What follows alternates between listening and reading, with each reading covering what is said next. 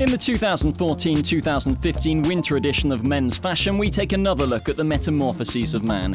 Once upon a time, it was all about pricey bespoke suits made from luxurious fabrics.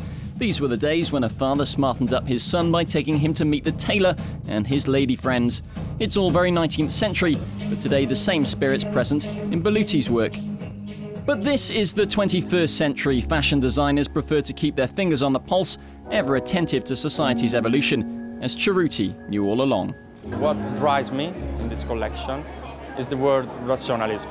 Then there are different ideas, like the overlapping, the layering, the idea of wearing perhaps two coats, super light, one over another one, in cashmere. Another thing that comes from idea of the lining. In the military garments, in the hunting coats, you find this lining inside, so it's super functional. Functional and obsolete. Ever since rappers in the 80s began modeling themselves on basketball players, 3 decades have passed, and streetwear has become sportswear. Or as it's dubbed these days, urban wear. Yeah, call it the urban race. So it's obviously inspired by sportswear, but it's not actually for going out jogging really, which is why we mixed it with a lot of tailoring. But we've used those sort of sportswear technical fabrics for tailoring, for coats, for cabans. I mean, there's metallic leather coats and stuff. It's not really what you'd wear for sport. For today's fashion designer, what matters most isn't so much being a trendsetter as being a trend interpreter. Watch what goes on in the street, take on board customers' tastes, then proceed step by step. We started with an elegant look, the houndstooth cloth, the chevrons, ultra-traditional material. But we made the houndstooth cloth our symbol by making it bigger and colored. We almost made it the symbol of a sports brand. Chris Van Assche also takes his cues from an American conceptual artist of the postmodern era. The image I had in mind for the collection was a photo by John Balsari, where you see a man wearing a black and white suit running in the street, with a blue spot that's been added hiding his face. Streetwear, sportswear, today's fashion advisors are actors and rappers. If I want to feel casual, I want something that lay on me right. I want to, be rugged. I want something lay on me baggy. Whatever I feel at the time. It's really not nothing too premeditated. Yeah. Chris Van Assche is also artistic director for Dior's menswear division. Here again, he sought to bridge the Great Divide.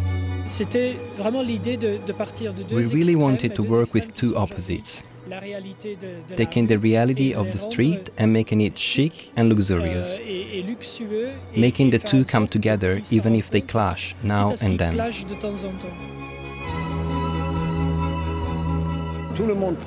Everyone wears things like that, but this is the elegant, perfect, modern, sophisticated version. The sensitive Dries van Noten works by a radical rule.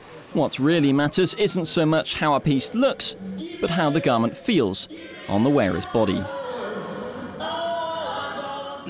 Fabric is really the starting point for my collection, this time more than ever.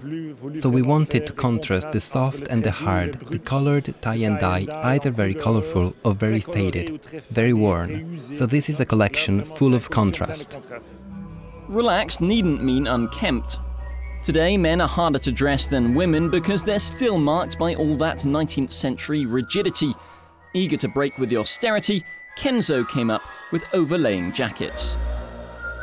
The idea is that you're supposed to wear those over other jackets, over other sweaters, and it's meant so that it doesn't get in the way when you are working. We wanted to really celebrate the working man.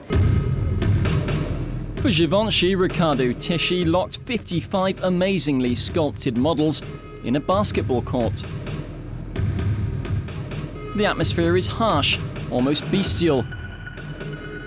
Muskrat and possum, cashmere and angora, baggy trousers with double pleating. Last, but by no means least, the most youthful of all the young designers. He launched his brand in Tokyo back in '71, then hit Paris catwalks for the first time 10 years later. Today, Yohji Yamamoto is 70, and having built a reputation for working wonders with black, he's now enjoying broadening his colour palette. I just wanted to find some emotion for myself, because I was being questioned. Why black, why black, why black always? So I wanted to prove that I can use colors. Fashion and sport. Yohji Yamamoto began working on sneakers about a decade ago. The sneaker became the very important wardrobe for modern city people. No difference between ages. Especially our modern people don't take ages.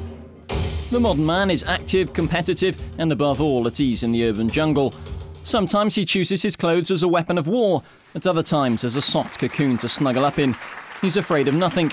Fashion is his new best friend.